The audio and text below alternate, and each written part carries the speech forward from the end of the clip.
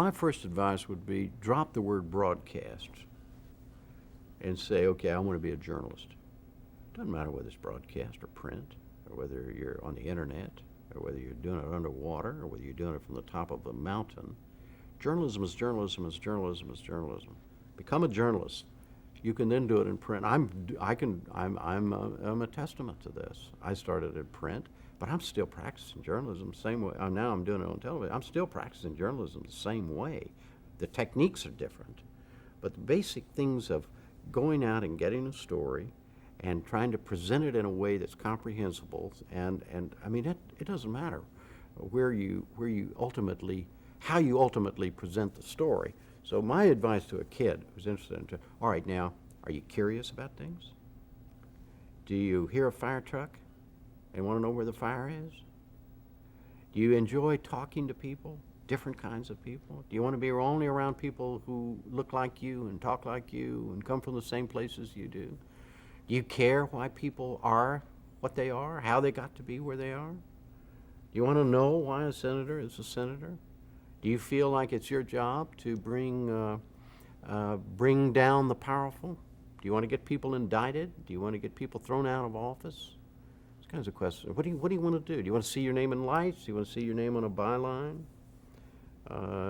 What's your? I mean, these are questions that do you? You know, the bottom line about journalism. Journalism is basically little boy, little girl work.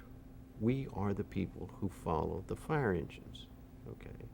Some of the youngest people in this business are in their 60s. Some of the oldest people in this business are in their 20s. And if it's just a state of mind.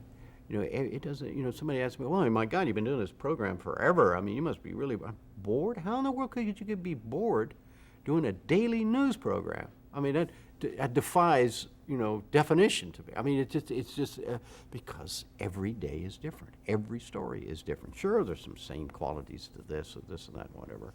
Never a day goes by I don't meet somebody completely new. Completely new. Very seldom a day goes by. Somebody walks into the studio or in my office that I've never met before that very day, that very moment. And I've been doing this for 40 years.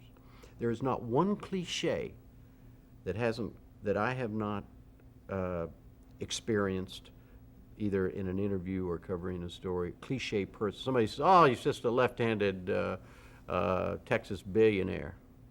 I know a left-handed Texas billionaire. Oh, he's just some, you know, dippy guy on welfare. I know some dippy guys on welfare. I've interviewed people like that. I've interviewed every kind of person there is.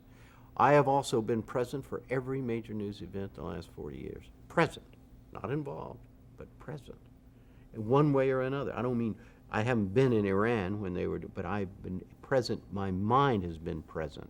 My journalism skills have been present in a way that, I mean, it is the most wonderful, glorious way to live a life, and I'm still doing it.